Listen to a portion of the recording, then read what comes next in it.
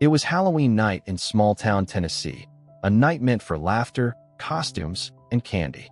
But before the sun rose, a devoted mother vanished without a trace, leaving behind an abandoned car, a torn costume, and a mystery that would haunt the town for over a decade. When the truth finally surfaced, it revealed a killer hiding not in the shadows, but inside her own home. On Halloween night in 2011, the small town of Dyersburg, Tennessee, buzzed with excitement. Children ran from house to house in their costumes, parents chatted on porches, and laughter echoed down quiet streets. It was one of those crisp autumn evenings when the air carried the smell of fallen leaves and pumpkin lanterns glowed in every window. Among the residents enjoying the night was 44-year-old Karen Swift, a beloved mother of 4 who worked at a local fitness club. Friends described her as full of life, always smiling, and deeply devoted to her children. That evening, she attended a Halloween party with friends, dressed playfully as a cat, complete with black ears and whiskers drawn on her cheeks. She left her home around 9 p.m., waving goodbye to her children before heading into the night. Witnesses at the party later said Karen seemed cheerful but distracted at times, checking her phone frequently. Some noticed her step outside a few times, possibly to make calls. Around 1:30 a.m., she decided to leave, telling friends she was heading home. The drive was a short one, just a few miles away, but she never made it back safely. By morning, Karen's car was discovered on the side of Millsfield Highway, abandoned and eerily quiet. The vehicle's front tire was flat, and her purse, phone, and Halloween costume accessories were still inside. There were no signs of a struggle, no footprints leading away, just silence. When she failed to pick up her children later that day, panic set in. Her friends contacted police, and within hours, a search began. What had started as an ordinary Halloween night of fun and celebration would soon turn into one of the darkest mysteries Dyersburg had ever seen. The search for Karen Swift began before sunset on November 1st. Dozens of volunteers gathered along Millsfield Highway, where her car had been found abandoned. Officers set up roadblocks and scoured the nearby woods, while helicopters circled overhead. Search dogs traced her scent to a patch of grass a few feet from the car, but it ended abruptly, as if she had simply vanished into thin air. The eerie quiet of the countryside made the situation even more unsettling. It was as though Halloween had left behind a ghost that refused to fade. Detectives considered every possibility. Perhaps Karen had walked away from the vehicle and gotten lost, or maybe she had accepted a ride from someone passing by. But as hours turned into days with no sign of her, those theories seemed less likely. Her phone, still in the car, ruled out any chance of communication or distress call. There was no activity on her bank account, no messages to friends, no sightings anywhere. The clues were almost non-existent. Meanwhile, the community of Dyersburg was on edge. Rumors spread rapidly, fueled by fear and curiosity. Some residents claimed they had seen a dark vehicle parked near the highway that night, while others whispered about masked figures lingering after Halloween parties. The media began to swarm the town, reporting every new theory and speculation. For many, it no longer felt safe to walk alone after dark. Investigators worked tirelessly, interviewing neighbors, friends, and family. They collected surveillance footage from nearby gas stations and stores, hoping for a glimpse of Karen or a suspicious vehicle. Yet, each lead seemed to lead nowhere. The cheerful Halloween decorations that had brightened the town days before now served as grim reminders of the night everything changed.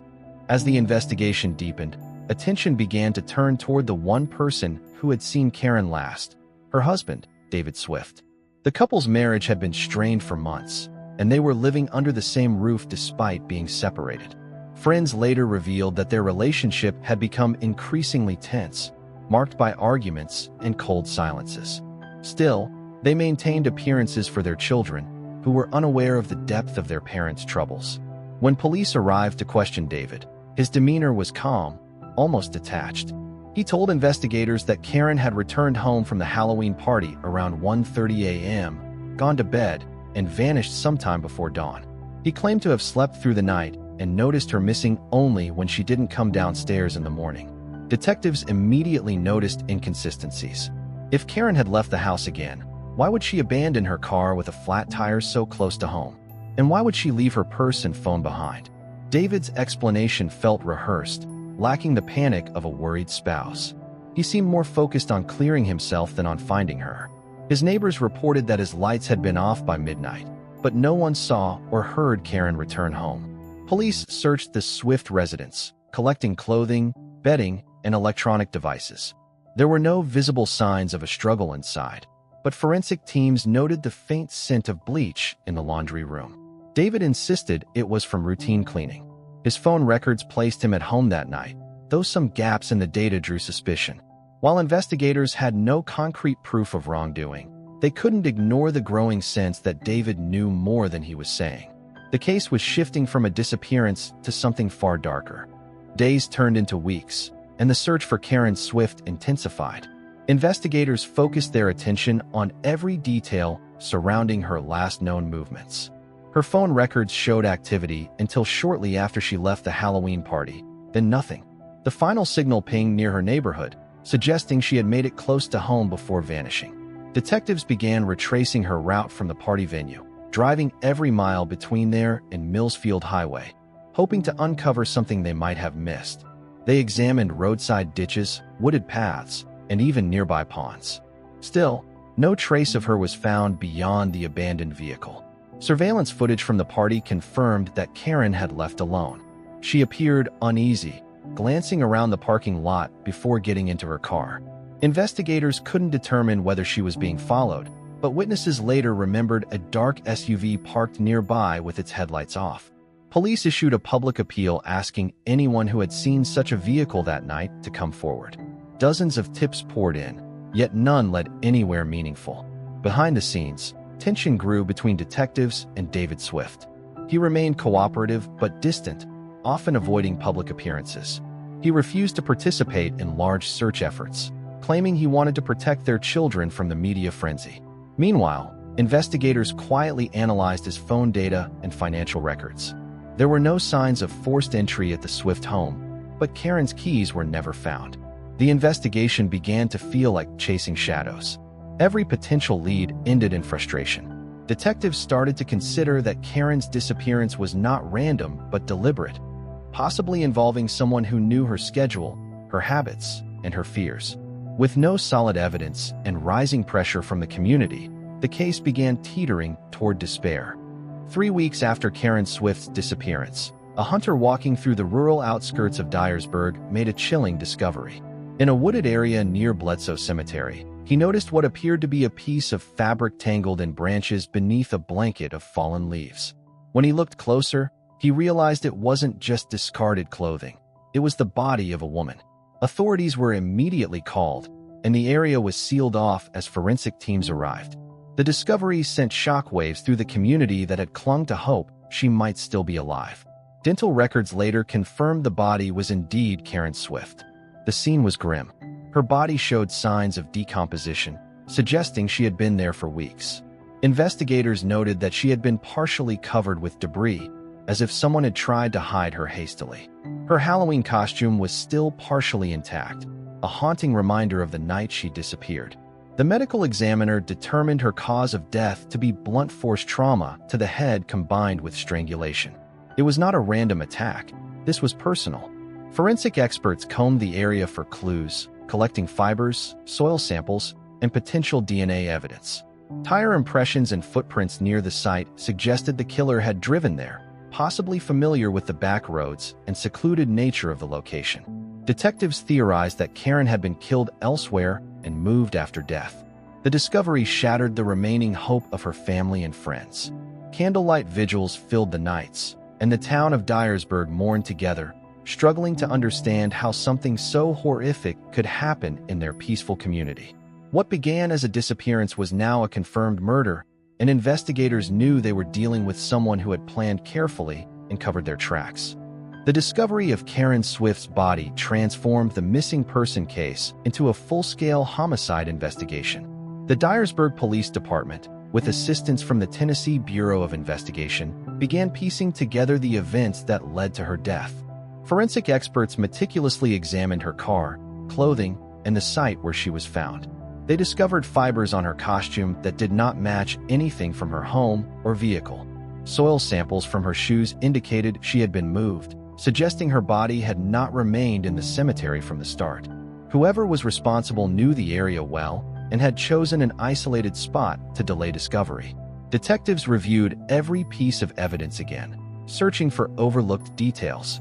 They found traces of Karen's blood inside her car, faint but unmistakable. It was enough to suggest a struggle had occurred before she died. However, without clear DNA from a suspect, the case remained circumstantial. Police continued to focus on David Swift, whose calmness and minimal cooperation grew more suspicious with time. He denied any involvement and refused to take a polygraph test. Meanwhile, the community was divided. Some believed David was innocent and being unfairly targeted, while others were convinced he had something to hide. Rumors spread quickly, adding more pressure to the investigation. Detectives also looked into other possible suspects, men from Karen's gym, co-workers, and anyone she might have recently argued with, but every lead came back empty. The investigation dragged on, with more questions than answers. Who had followed her that night? Why had the killer gone to such lengths to conceal the body? The sense of unease deepened across Dyersburg as it became clear the murderer was still out there, living freely among them, with secrets buried as carefully as Karen herself. As the months passed, the investigation into Karen Swift's murder began to lose momentum. Detectives had spent countless hours pursuing leads that went nowhere, and the case files grew thicker but no closer to resolution. Despite the mounting suspicion around David Swift, there wasn't enough physical evidence to charge him. Investigators continued to revisit his statements, noting small inconsistencies each time he was questioned.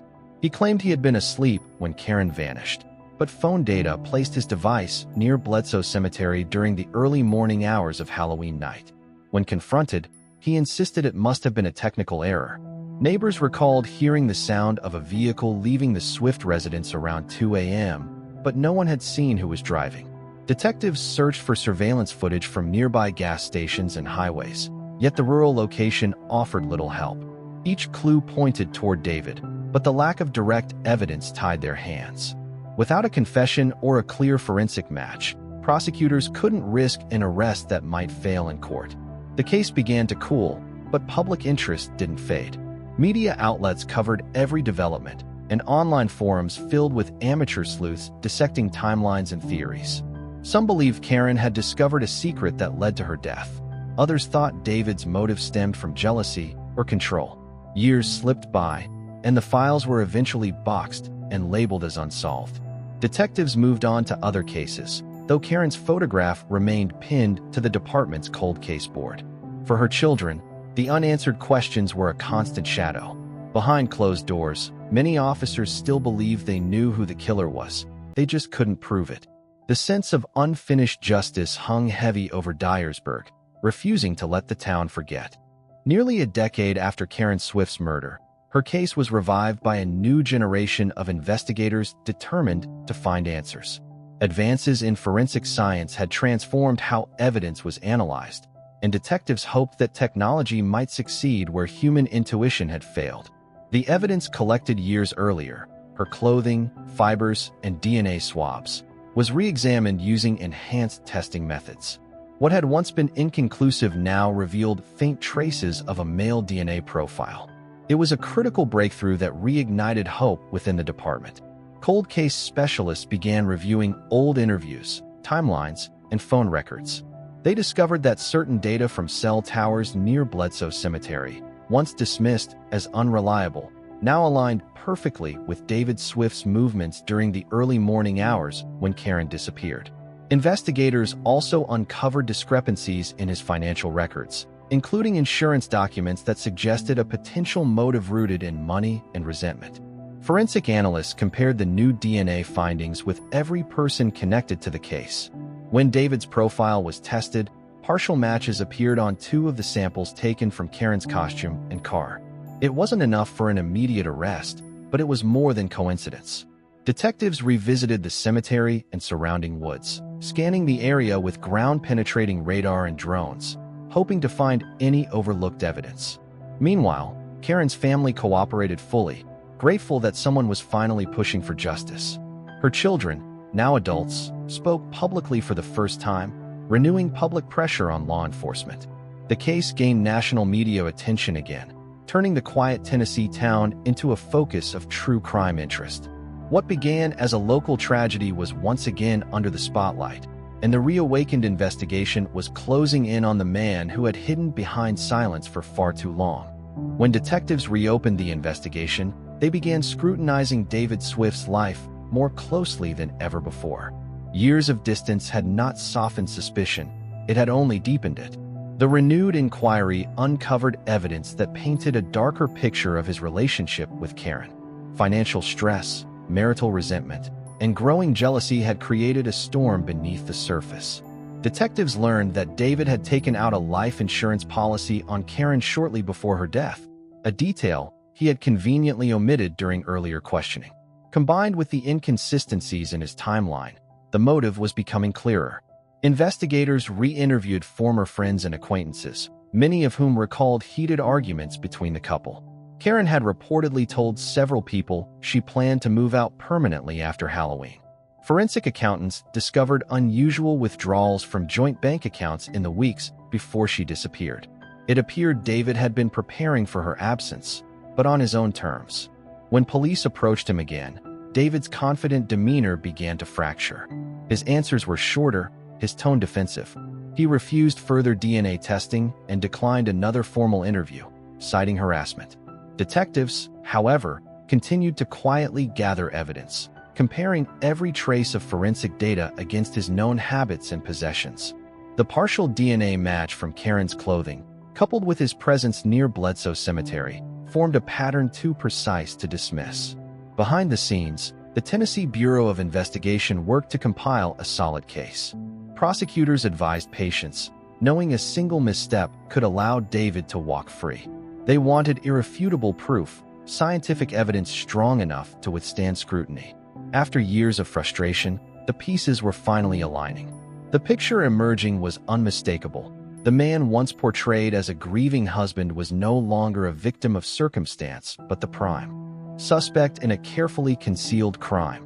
After years of waiting, the breakthrough finally came. Forensic experts completed the advanced DNA testing, confirming what investigators had long suspected. The genetic material found on Karen Swift's clothing and inside her vehicle was a definitive match to David Swift. The results were undeniable. Armed with the evidence they had spent over a decade pursuing, authorities moved swiftly to arrest him. On a quiet morning in Tennessee, David was taken into custody at his home without resistance.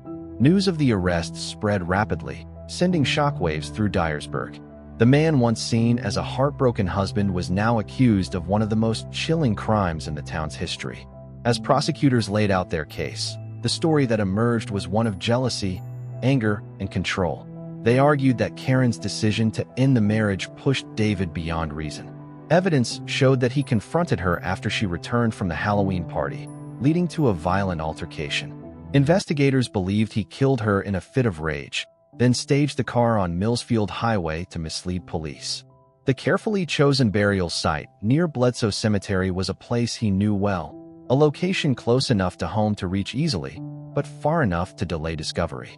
During the trial, the courtroom remained tense as jurors listened to the disturbing details. Karen's family sat quietly, holding each other's hands, finally seeing justice within reach. When the guilty verdict was read, tears filled the room. David Swift was sentenced to life in prison without the possibility of parole. For the town of Dyersburg, the case finally brought closure, though the scars would remain. Each Halloween afterward carried a somber reminder that beneath the costumes and laughter once hid a real-life horror no one could ever forget.